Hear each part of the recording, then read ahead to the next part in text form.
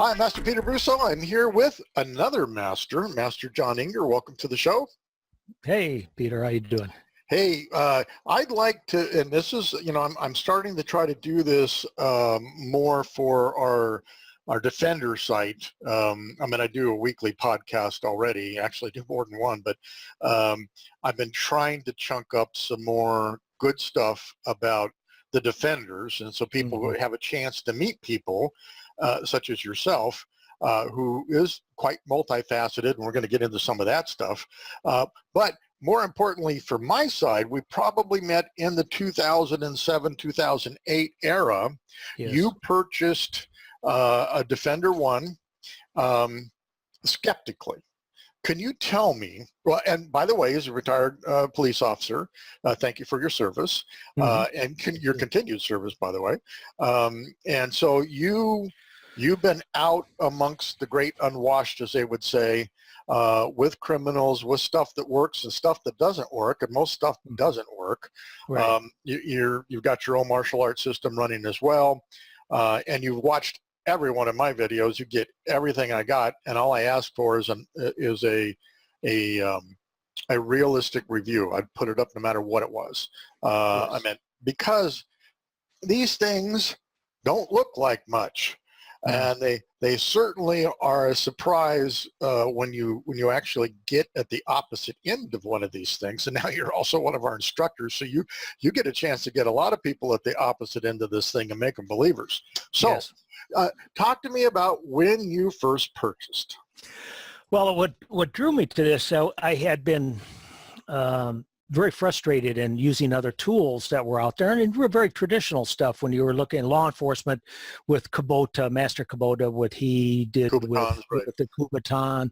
Right. That was a lot of really, at that point, that what was really out there. I mean, some other little tools that you were on the market, tried those, but ineffective, especially when you're dealing with people who are, the adrenaline level is off the charts. Drugs, you name it, and ineffective. And I carried some of these tools, law enforcement, with the Kubotan for many years, and even some pressure point techniques that I'd gone to some advanced classes from law enforcement on pressure points just very simply did not work.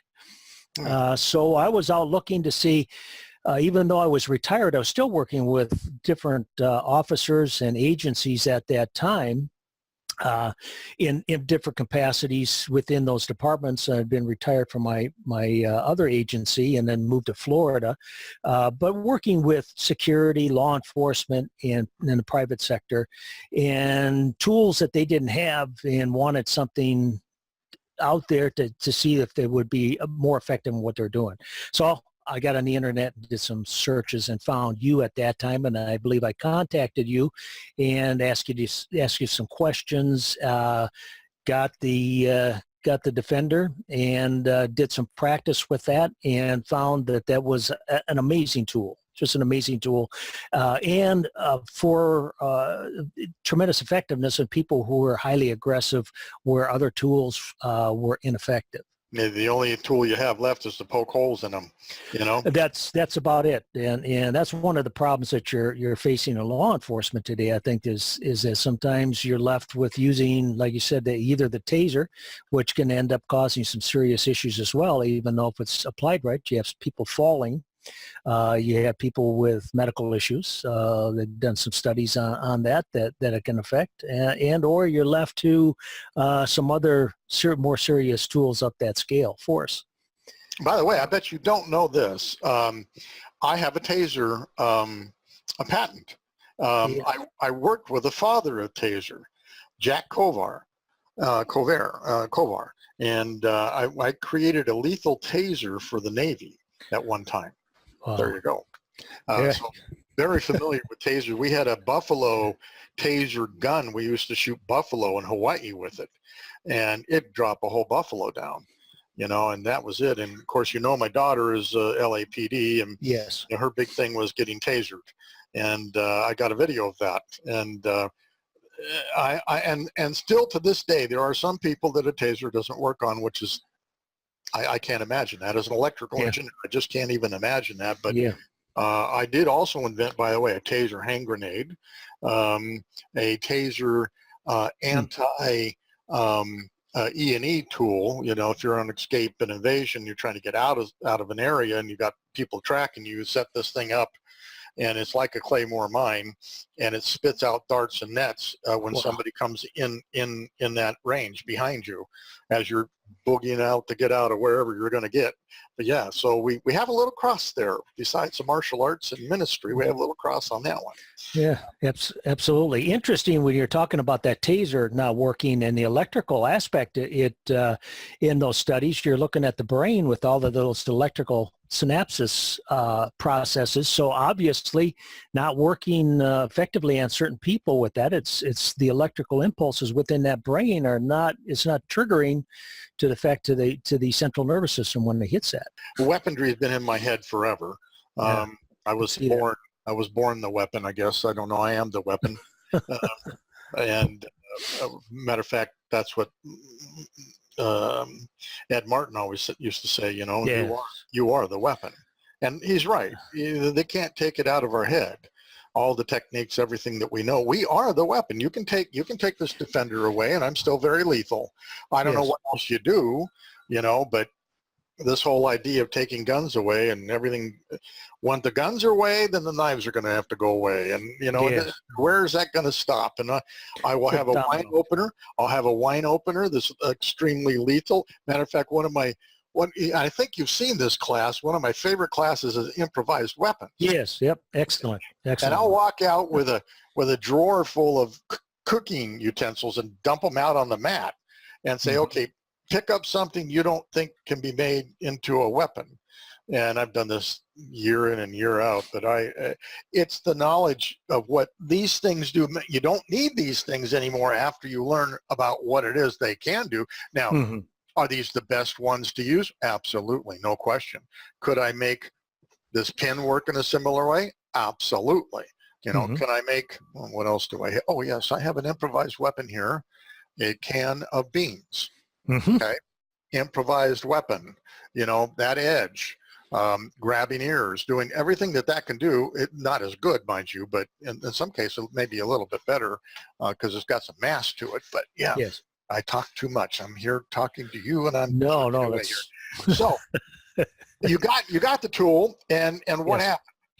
Well, I began to practice with it, called some of my compadres over, and we began to see, going slow with it to see what it would do, and picked up speed and those kind of things with that tool, with the Defender, and found out that the versatility of it and the application, even if it was, what was great about it, Peter, was that even if the person did not have a lot of time and practice with it, it was versatile enough, common sense wise, for that person to instead of applying a technique that I'd asked them to apply, they could apply it in a different way. Once they found out at an angle, they would catch those edges, and it still worked. And that's what was missing in so many of the other tools, is if the one technique didn't work, there were so many edges and movability with that tool. That's what sold it with these guys. Is just that it was amazing. You had something you could push off with, something you could twerk with, pull and scrape and punch holes in. And as I found out on a middle finger here with a scar, that I wore a little brace here for a while with one of the officers that caught my finger in the hole, and he torqued it. But I'll tell you, it hurt. It was sold on me. Actually, over several days before I did some of those reviews, we had practiced hours and hours with it, and I couldn't find a flaw with it. I really could not find a flaw with it. Yeah, it's amazing. And I tell you what, people kind of naysay the digit capture hole. Oh. Never naysay that thing. I mean, once you got a finger in there, and you know, so many times people pushing at you, their fingers are out there, and you just hook it on, and you're done.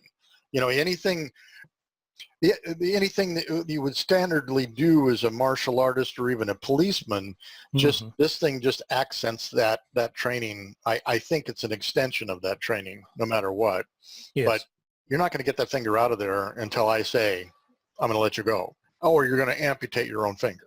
Absolutely, yeah. You'll take that layer, even if you tried to pull that through, you're going to take quite a few layers of that surface of your skin off. You know, and I carry scars from my own. I carry scars from my own training too. I had a gentleman named Weeks. He was a former policeman, become a private eye kind of guy down at the bottom part of the sea. He came up here to train, and he got. I was showing him how to use the RP.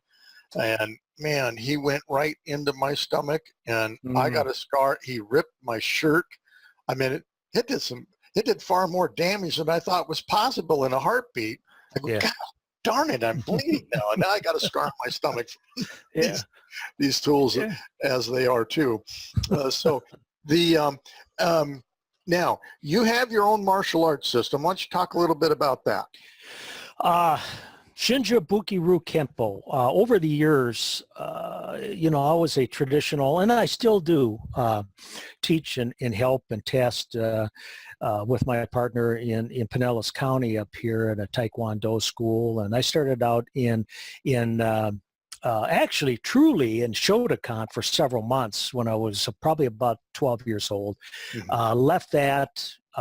Got into Taekwondo when I was about 15 years old, and worked my way up in Minneapolis at a Taekwondo school, and earned a 5th Dan in Taekwondo. But what I found in the traditional art of Taekwondo as a studio art was fantastic. And don't get me wrong, there are some things that are very good in self-defense with Taekwondo. However, you have to look at your terrain. You have to look at all the things. I lived in Minneapolis, and there's a lot of snow and ice most of the year.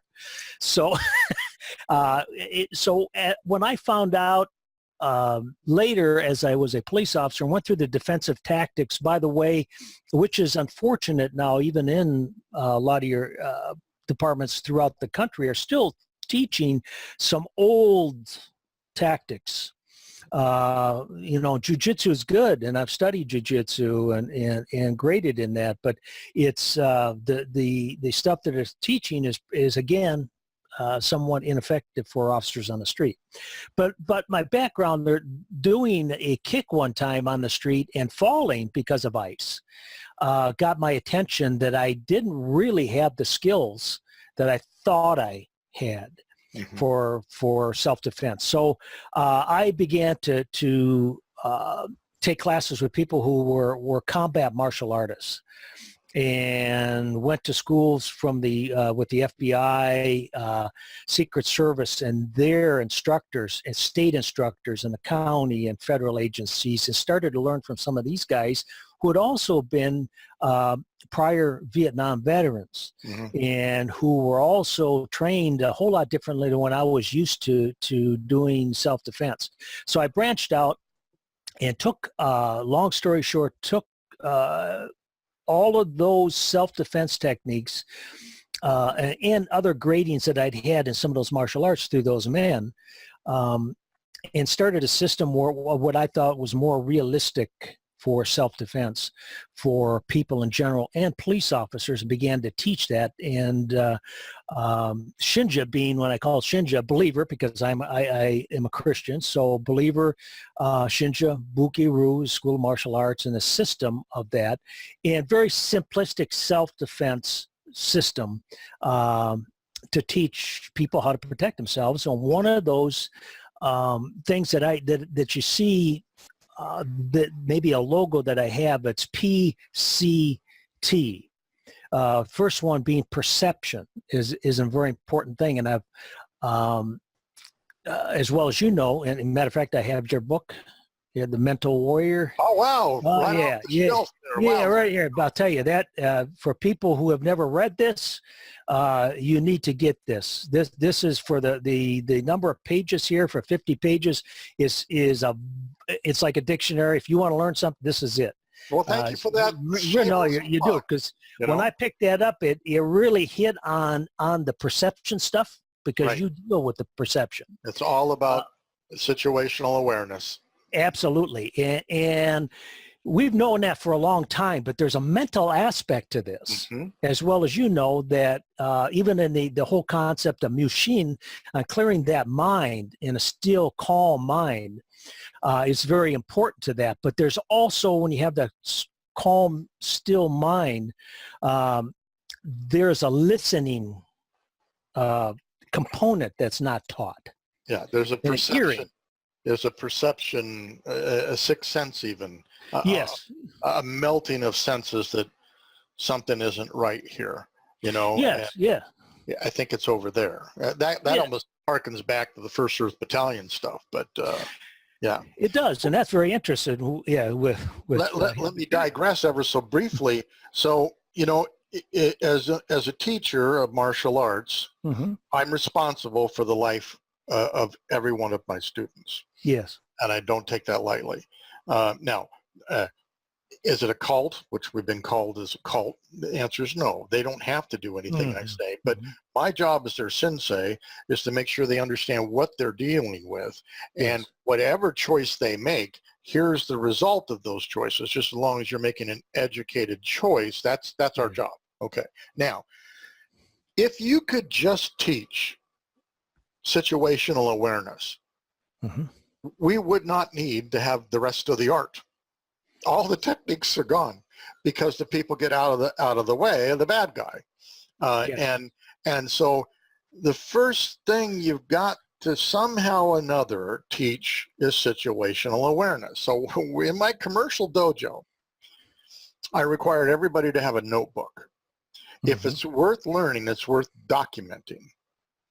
And basically the idea was that they would document everything that they do and how they do this, and which helps them learn it.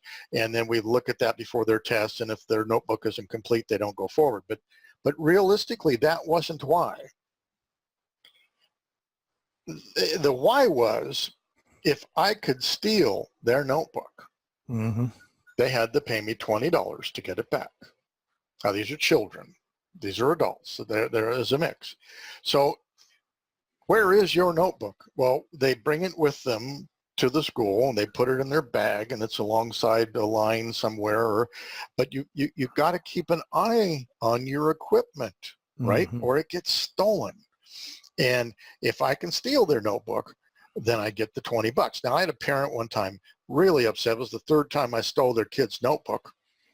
And he says, "You just want more money." I said, no, you don't understand. What I'm teaching your child is situational awareness. Where is the bad guy? Where is the stuff to be observant and not be in a fog someplace, which is what gets you in trouble. So stealing notebooks, maybe you should start stealing notebooks again. I don't know. There you go. But, it's shocking because people come in, they put their stuff down, and even on our black belt tests, which are legendary, one black belt test, we sidetracked everybody. They had packed their car. They had to go to Oregon, right? Be up there at a certain time, do this. I had them attacked up there, and it was great. We got on page 1 of the newspaper up there in Bend, Oregon, and we stole half their camping equipment. They left without even checking. We stole half their stuff. Oh, yeah. Well, they got up there. Now, well, make it work. I mean, you were stupid. You didn't protect. You didn't put somebody watching your stuff, or get an agreement that we weren't going to steal it. But situational awareness is probably the single biggest key thing that we can teach students, and it's the single one thing that no one teaches. No, they don't. That's the step there in perception, and even in your book here, The Mental Warrior, and I think we talked about this some years ago when we were discussing maybe a late night discussion. We were talking early morning hours. Yeah. And the idea, and people get maybe the wrong perception of this when you're talking perceiving things. I believe that every one of us, God has put in every one of us that ability to perceive. Absolutely. And we're so Well, take a look. I mean, your cell phone is a good example of this. I mean, take a look at the mall, and I'll tell my grandkids when we go into a mall, I want you to just look around. And 90% of the people sitting or walking have a cell phone. I says, I could kill any one of these, probably, 80% of these people so easily and not even know what hit them because they are inattentive to their surroundings. So, but with that, the understanding of the perception is that people think, well, it's very esoteric when you start to get into this almost spiritual, spooky stuff. And I know you and I've had the discussion, and people get really spooky about this. But when you start, things talk to you. Things tell you things, okay? They do. Now, until you experience that, the what is it? The saying, the man with is never at the experience is never at the mercy of a man with an argument. It is something that will open your eyes, and if you sit quiet and you listen, things will tell you things. or you walk quietly. Quietly. Yeah, I mean, very, very early on in White Belt, I teach people, meditation, sitting, standing, and walking. Walking, you can meditate. Well, absolutely, and that's the best time. Absolutely, I say, that again, it's put in us. I also go from the belief that, if I'm indwelt by the Holy Spirit of God that dwells in me, and I have a communication process with God, then I should be able to hear from His Spirit. So before I go out and I pray and I ask, show me these things, open my ears and open my eyes, I should be then in tune to that Spirit of God, and I should be able to prevent and listen. Does this prevent all things? People, well, then we get into this whole argument. Well, then what happens, with people who believe the same way you do, and they still get involved in things and they die, or they get seriously hurt? Well, that's a whole theological debate that we could talk hours, days, and months on. However, it's a perceptional thing here, is that you're prepared to do, if you have to avoid. The avoidance is the number one process of it all, an awareness to avoid it. Two, if it does come, you have already been that far ahead to prepare and to watch and to, again, part of that perception, as you've taught, I've taught, is you'll be able to perceive on what they are going to do. Yeah, you hear them. They tell you.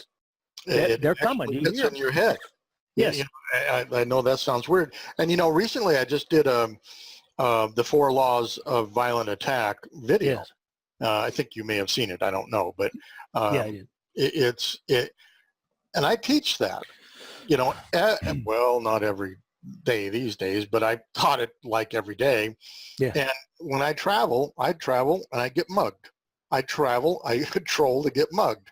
And to prove to myself again, one more time, that I could stop this at any place, one of the 4 levels. And what martial arts school teaches that? I don't know that there is one, other than maybe us. I don't know. It's an invaluable tool. I believe in it strongly from a whole spiritual concept of preventing many things. The second thing with the communication process, we've had some long talks on the communication and tactical communication. I tell my students that I am going to, before I teach you punches and kicks, and of course in my system I don't teach forms or katas. With what I do, I teach self-defense, martial arts, kill techniques, right? For more of the advanced students, but basic self-defense up until that point. I said, I'm going to make you a master before you're a master, and they will look at you like you have 6 heads, because I said, if you cannot communicate and disengage and try to terminate a verbal confrontation, then you're out looking for a fight. And I said, I have that. I can walk through them all, or I can walk any place. I can be driving and take a look over at people, and they'll look at you. They're looking for a fight. They're walking around looking. You can sense it. I can feel it. I can see it. They're looking for a fight. And if there's a verbal confrontation, if you cannot try to diffuse it first. Now, does technical communication work 100% all the time? No. Sometimes words will fail, and you're going to have to act, and act quickly. Sometimes you won't. You're just going to have to act. But I want to teach them how to diffuse, not to perceive. Now I want to teach them how to communicate. It's not taught. Now I see a few more now who are doing this, trying to bring that into different systems. But I want to combine the perception and the communication, and then the T for terminate.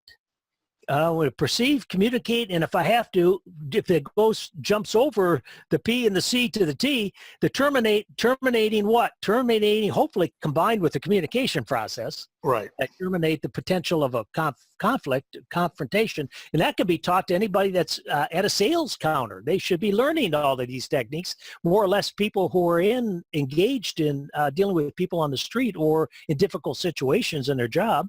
But now you may have to terminate, make a decision on what I'm going to do here and how I terminate. That's where we get into the aspects that start to learn basic techniques in the system that I teach, or anybody else's system. So I felt within myself, the parts that were missing in martial arts was the perception and the communication and the terminating, and also being skilled enough to know what to do. Do I have to kill this guy because all I've learned is kill techniques, or should I do something else a whole lot less lethal, because there's people out there with camcorders nowadays and cell phones. So they're going to take videos of all of what you do and say. So I teach them also in part of that communication process to make sure that I give a lot of verbal commands and a lot of things that I don't want to fight. I don't want to have to do this. I don't want this. So they get all of this on video. Then you have to do what you have to do as far as the final termination decision is made. So that's the package of what I do. Well, termination isn't to be confused with death. It's no, not at all. Aggression. It's terminating the unwanted part of that. Absolutely. For sure. And I've been, as well as you have, I've been on both sides of that coin. Okay, this is it. This is what you got to do. And in some ways, I was thinking the other day when I was out walking, if I actually have to defend myself, I have failed.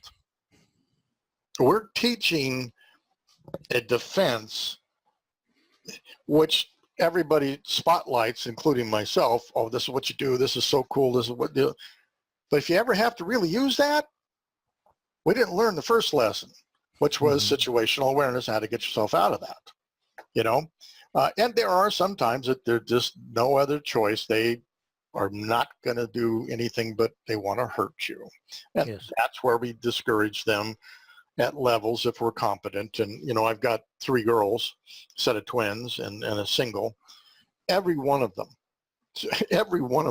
have had to use their martial arts at some time in their life. Every one of them.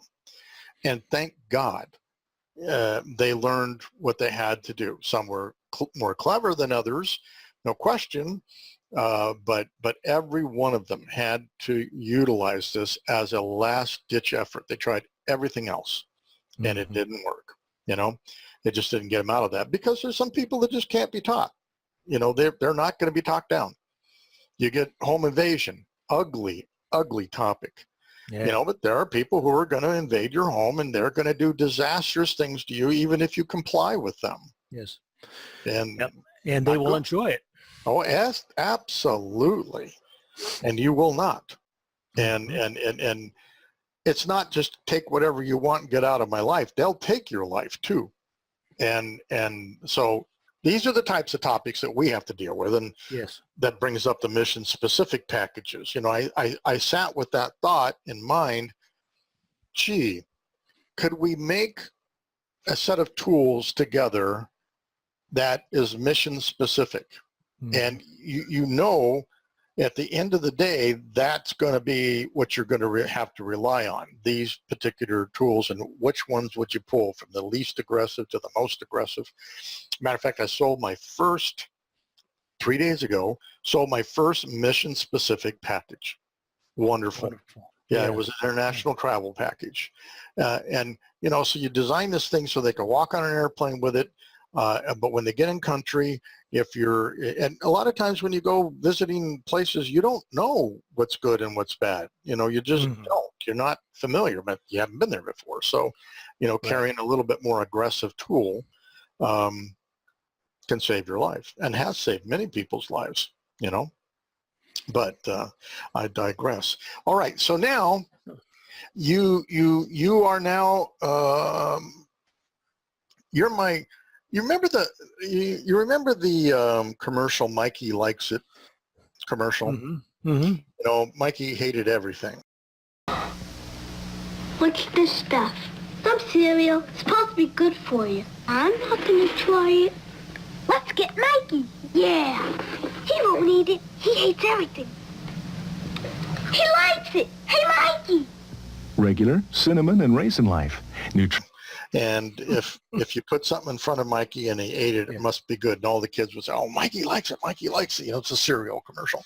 So I send you stuff because I know chances are you're going to hate it. Yeah, I hate to say that, but I acid test my stuff with you. Okay. Yeah. So when I came up with the new friction tape and the clips and our new holster, you were the first person on my mind to send a care package to and say, beat the holy hell out of this thing. Yeah. However, you did it better than I thought. So let's talk about, you got this package, and I'll share with the listeners. You really beat the holy hell out of it. And as an engineer, having been in quality control in many times, you want to break it, and you want to find out what the limitations are. Well, talk to us about, you got the whole package and you tested the hell out of it. I did. That coming from, coming from law enforcement, I mean, that's in training, and I was for about a 6-year period head of our training unit. And our SWAT team members and stuff that we really relied upon for our life. I had myself and other officers out there, we would just, like you said, just beat the crap out of it, try it, run with it, jump with it. And that's what I did with these tools, run with it, jump with it. The clips on the backs of them, I got a few of them dropping here, but then the clips on here, I wanted to see what would happen if I just kept on bending it, and pulling on it and twisting it. Now you've got the little rivets here. I want to see would these rivets start to loosen? Would they, all of those kind of things. And people are mindful. It's like you or I mean, anybody out there, if I'm going to spend some money, I want to get my money's worth, and I want it to want a quality product. Yeah, right. and I've always been honest with you, and I did that from the very first day with the Defender 2 here, and I could not, that with the sandpaper, sticky sandpaper, with the clips, with the sling, with our clips here, on a holster, and holding that back and forth on all of these, a minimum, I can tell you 500 times, pulling this on and off and pulling it and running with it on each of these items. And none of it came loose. None of it lost its spring to it. And the only thing that I think I wrote back on that review for you, which is a good thing, in my opinion, from somebody, because that's what I'm going to look at when I used to deal with officers and checking their inspections and their holsters and stuff. Yeah, I want to see, are you using this thing? Right. So and is it safe, but are you using the things? And the only thing you do is you get so, unless you're really anal retentive about perfection on how things look, you're going to get a little scrape. You get some scratches on it because it's a plastic. Yeah, you do, and it's an unfortunate part. But do you really care? No. Is it still functional to save your life? The answer is yes. Yes, and it doesn't loosen, doesn't get any. It's got perfect play in everything for rotation. The pulling And out actually, doesn't. what you don't have, and I probably should send you a one, is I now put these things on with a screw. So I have an Yeah, I insert. noticed you said that. I Yeah, have an insert now, so you can make it a left or a right-handed clip. You know, marvelous. I mean, yeah, it's more than a pop rivet for sure. yes. Yep. But I mean, you have to drill the hole. You got to put the insert in. You got to, a bunch of fine-tuned stuff. It absolutely makes a better product, even better. Once again, which is what I'm always after, is a better product. But you tested the bejesus out of these things. Yes. Tested them on different products and clipping them to my pockets, to bags, all of those kind of things, and concealability. All of those were perfect in that. And then how you've got it clipped right now to your T-shirt with that clip. What is beautiful in the clear acrylic looking one there, that's really nice. Yeah, it is. I said, I forget I even have the darn thing, but it deploys nicely and quickly, and getting it on all the time isn't always that easy, but I'm getting more used to that. But we never had the ability to carry a Defender like this before. No, that's one of the things especially with people that are buying it, is carry options and methods and holsters are a big thing for people. Yeah. And it's especially the real tactical type guys. If the average citizen, for most of the people, probably it's a give or take, and really don't even think about carry options so much.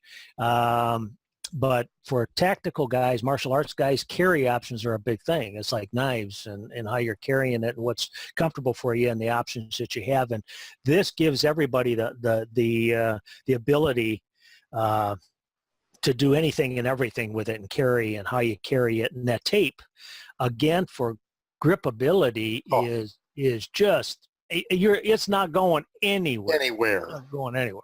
Yeah. Your hands get sweaty or bloody. Cover bloody. Yeah, you're still not going to go anywhere. I promise you. It's and that's one thing I did not tell you in the test. I took some real slippery stuff. I took actually like an oil on it and put it on there to make it slippery. I wouldn't go out of the hand. Would not go out of the hand.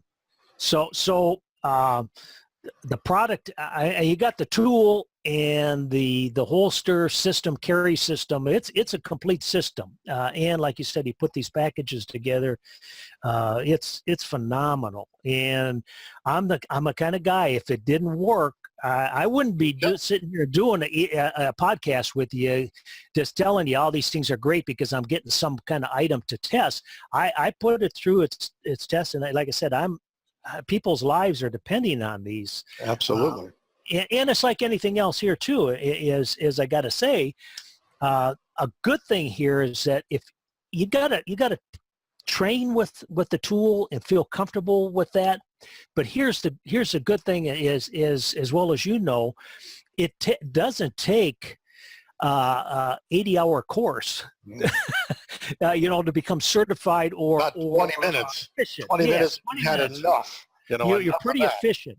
So when I tell people here that once you've got a good idea what you have and what you can do with it, because a lot of them, some of them are doing some real different type things and some real serious issues, but for the standard smaller ones here, you don't have to do a lot of the training, but visualize, as I tell them. It doesn't take you everywhere you go, and that's what I did as a cop. Every place I went on a call or every place I was walking on a beat, I visualized. So in the case of these tools, I tell them part of that training is that you need to just visualize yourself going through a place and having somebody do something, and then visualize where you have this clipped and we're going for that and what you're going to do with it and how you would respond. So visualization was a very important part of the training as well. But you can't beat this for a tool for self-defense. Yeah, no, it's surprising how well they work, and people don't believe them. but boy, you only have to spend a few seconds with them, and they become real believers very quickly. Oh yes, absolutely. And I'm kind of ground zero here. I get all the success stories that flow in from people using these tools to save their lives. Thus, while I'm hiking out in the desert, and you think the desert is deserted, it's not.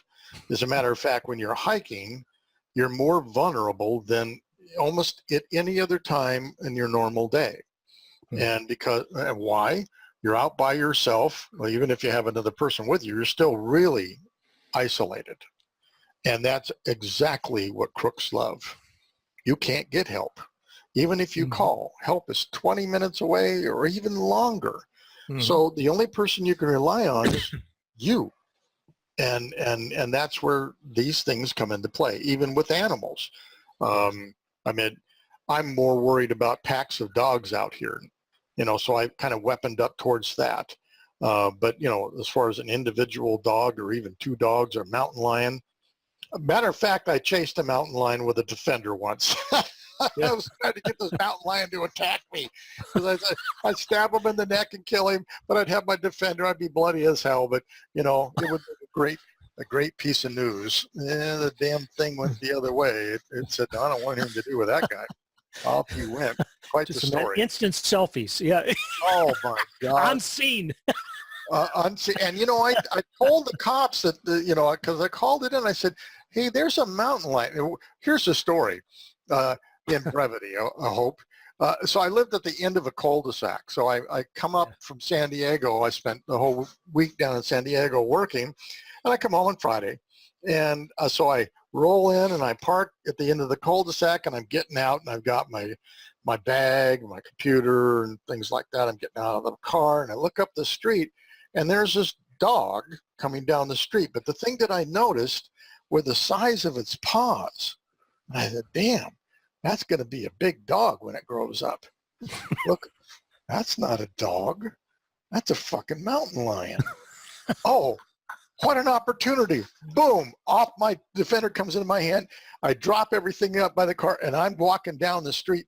We're on this, a collision course. And I'm looking at this thing, and I'm calculating where I need to be, what it's going to do. I'm going to let it bite my left arm. I'm going to stab it in the neck.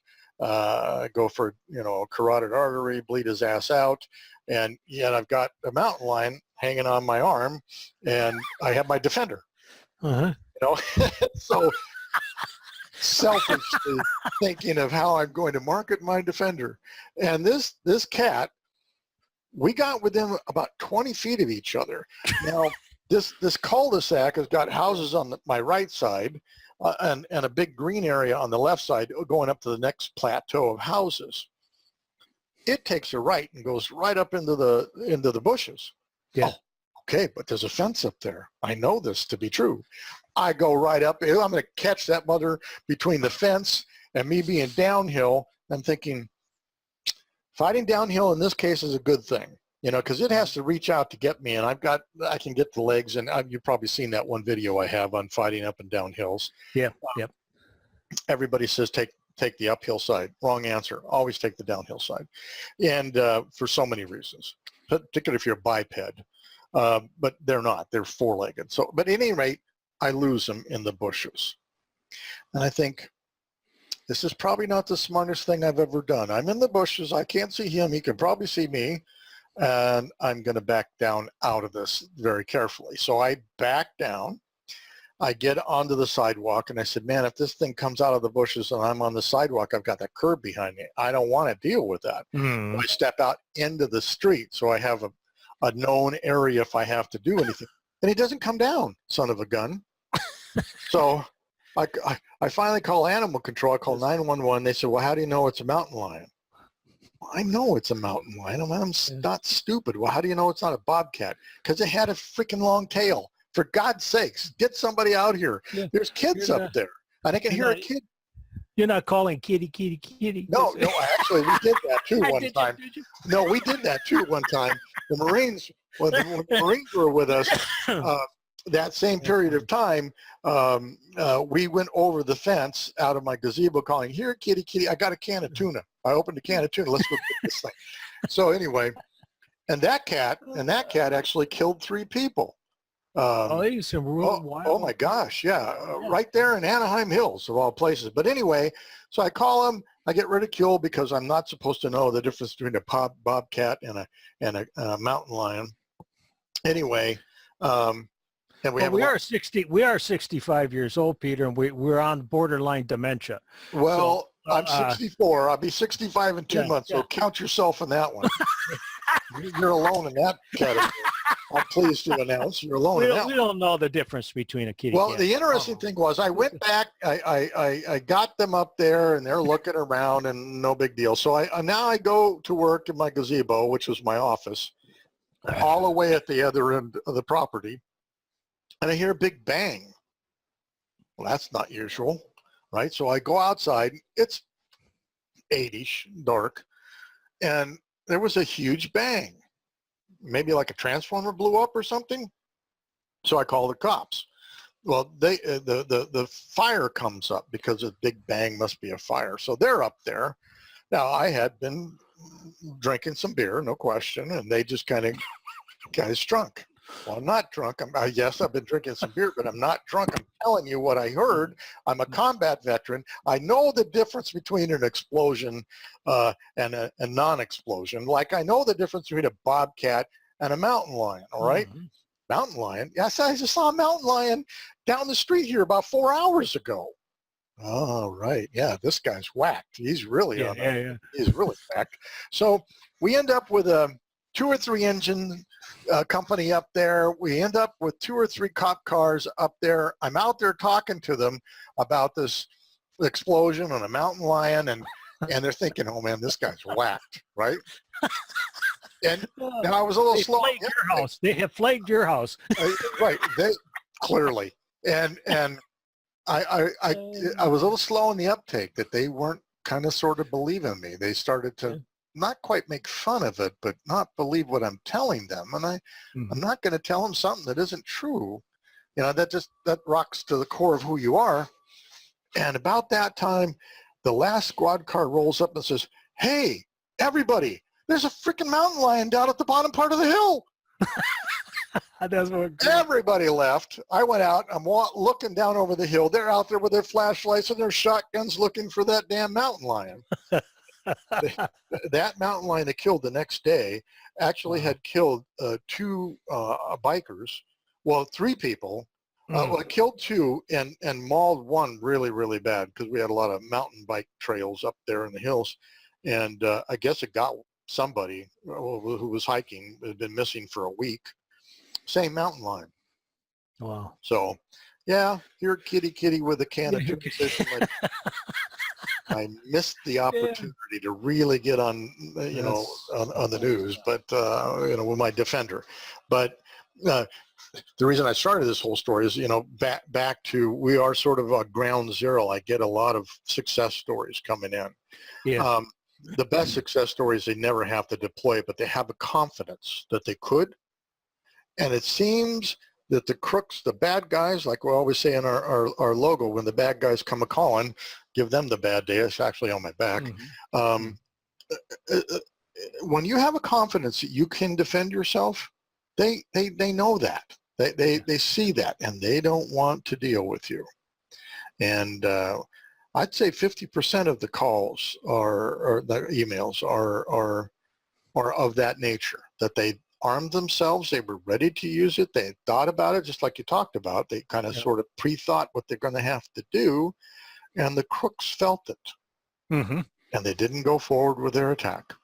Yeah, it's amazing. That's that energy we talk about, and transference, and they can feel it. They can feel it. They truly can. And if this tool doesn't give anything but confidence that when the shit hits the fan, you can defend yourself, that seems to translate right across with a confidence that this person knows more than I see. It's not an easy person, and when I go out to get mugged, I have to detune all that and limp around and don't look at my surroundings. Of course I am, but all that stuff to get them in tow, but I've been mugged in New York City. I've been mugged in Brisbane. I've been mugged in Arizona. I've been mugged in San Francisco.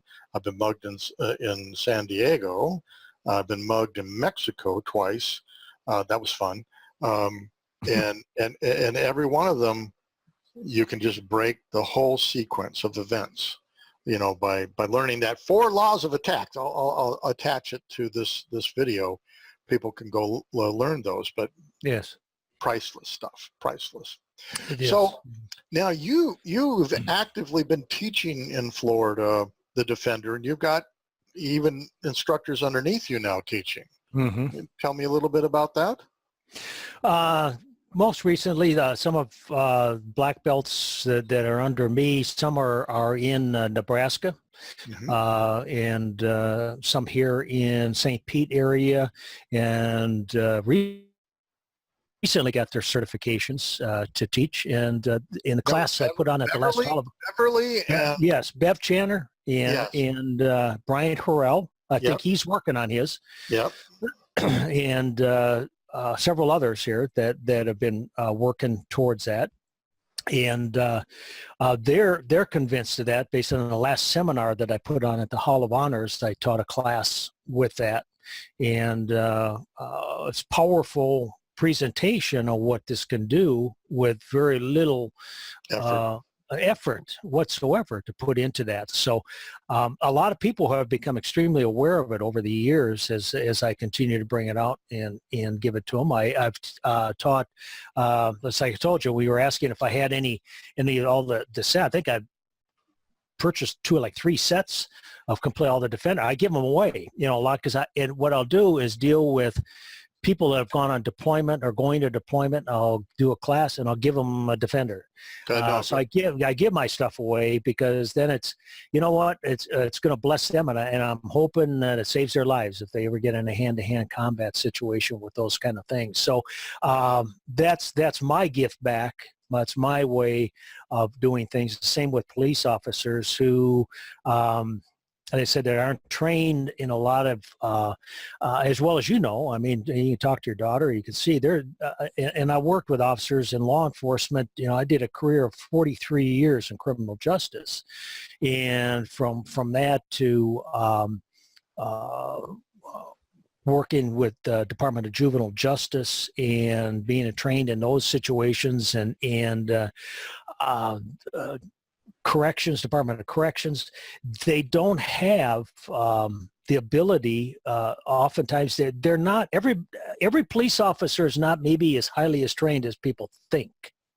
Okay, a lot of police officers don't even go out and practice as often as you think with their handguns. So, and you would be awful surprised, and that's one of the reasons why I really do believe that there's an excess amount of shooting going on in the country. Not only is it the violent crime obviously is up, but there's a fear that has gone into law enforcement, and you will see the lack of confidence in some officers sometimes. That aggressive approach is fear. When you see a lot of the language, you see a lot of the verbal confrontation with a citizen, and watch the physical movements of that officer, and I can tell you within 5 seconds they're operating out of fear. So if you train them, and that's the other part of this in training that they're not dealing with, Peter, is dealing with fear.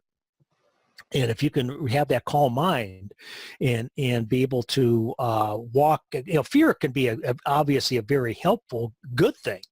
But there is an unhealthy fear where then it turns and it can bite you big time.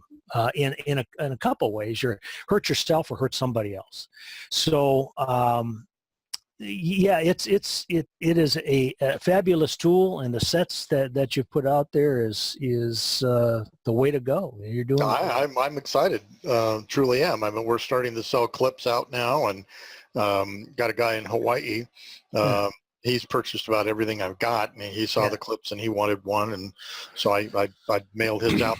Matter of fact, they just picked it up here a few minutes ago. Yeah, there's, I had a case yesterday, and it's so funny because I'm so much on autopilot that I don't even notice it half the time. I was counting how many steps between me and this person. Yeah. Got back in my, this guy came and asked for $5. I'm pumping gas, right?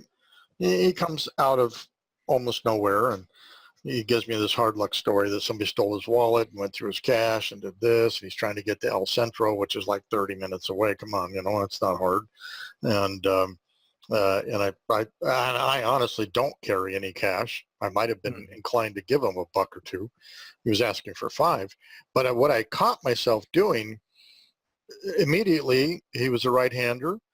How many steps away and how close did he get to me as he is approaching, and when he stopped, and I'm calculating the distance to get to this guy. I'm going, stop. We're not in a war zone anymore. But it just gets to be so ingrained in you that counting steps. I have a guy that came from Chicago out here for the last black belt test or gathering thereof. And he's really interested in 1st Route Battalion stuff, who, of course, Colonel Shannon died last year on September 10th. So it's essentially dead other than me. And so I said, okay. And he spent an entire week living here with me. And we walked and we walked. And at each place, I'd say, how many rocks did you just pass? What color were they? Oh, I don't know. Well, see, you have to start taking notice of your world around you. How many people, and so I got this game with him now. All I have to do is, I can do it right now, is type Feb to him, F-E-B. Oh, the hell, why don't we do it? And see what he does. And he's supposed to look around him and tell me what's going on. Okay, Steve, where are you? All right, let's just do it this way. And there you are. And he just started a new job. F-E-B. Send. Now, so he said he was driving when he texted me back. I said, well, first, Joe, you shouldn't be texting when you're driving. What are the cars around you? What color are they? What's their license plate numbers? The next thing to ask them, so it's one of those things. We go all the way back to what we first started talking about, was situational awareness. If you can teach people, now recently I used to be colorblind all my life. Now I'm not. Go figure. I think I told you that, right?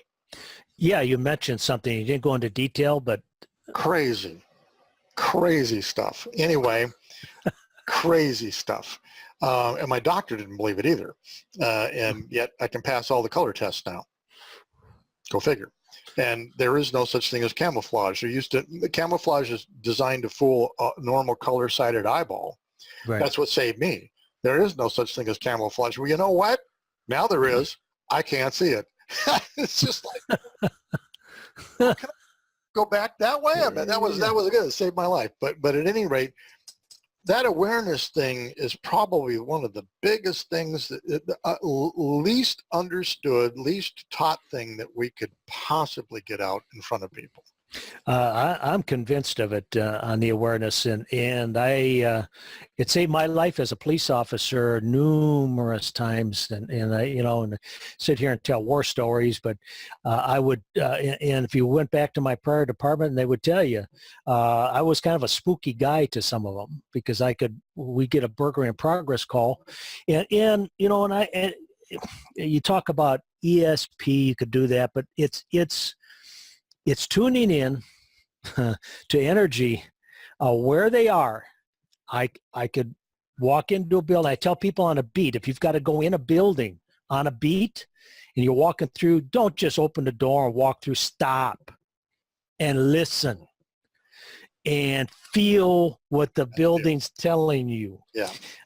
And I could go into that door, for just one example, into where this burglary in progress is going, and we know they're in the building. And before the dog got there, and my percentages were awful high, and I could tell them, I know where they're at. So before you send a dog in, I'm going to tell you where they're at. And that's where the dog's going to go, because you can feel them. You can feel them, and you can develop that. and train people if they will clear their mind on how to do that. And people and police officers to save their life. It's the same way getting out of the car. Before you stop that car, I could feel something about this, that it was not right. I could tell you they were going to fight. I could tell you there was going to be weapons, and I would have backup coming, and I'll guarantee you every single time. It can be taught, and it's a life-saving skill, and it is a skill. Every one of us have got it. It's We've a been matter born of with it. tune into it. It's tuning into it's you got to tune in it. I always say tune in it to tune into WIFM. It's what's in it for me. Your life.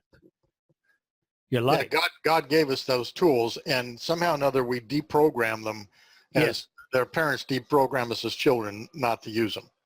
And, Yep. and I, on all anti-rape, classes, feel your gut. Go with your gut. Your gut is absolutely true. Don't, Yes. well, now, how do I know that? Yeah. They look like good people. No, listen to your feelings. Something's not right. Absolutely. Yeah, you could do a lot of things that you don't think that it's possible to do. I'd get a new recruit in a car when I used to be a field training officer, and An FTO? yeah, FTO. And, Hey, I learned that from my daughter. Yeah, Skip's a FTO. When I was a field FTO. training officer, I'd get a new recruit in, and we were monitoring 6 different channels, different agencies. Okay, and all of these channels are going at one time. And they get in that car, and you're answering channels and calls and going on. They, as I said, they tell you right up front, yeah, I can't do it. They get a response? Yes. He said, I'm in a living room, 2 gray couches, 4 black chairs, 2 oak tables, coffee tables, 4 lamps, and a flat screen TV, 7 pictures on the wall. Yep. Okay, so what is on the pictures? I mean, you got to love this. I mean, Oh yeah, it's great training. It's now have you thought about doing this? You ought to get every Shinga participant on this kind of thing, and just hit them with FEB or whatever coin term you want, and force them into looking at their surroundings, being tested. Absolutely. Yep. It's amazing. It's great stuff. Now he's going to tell me. I mean, isn't that amazing? It took him 2 minutes, actually. No, 2 seconds to get right back with me. Of course, I had this on mute. That's why I didn't hear it. I go, wow, I didn't hear from him. I go, oh, shoot. Yeah, he did exactly what we're supposed to do. I have to tell him, you are on a podcast right now.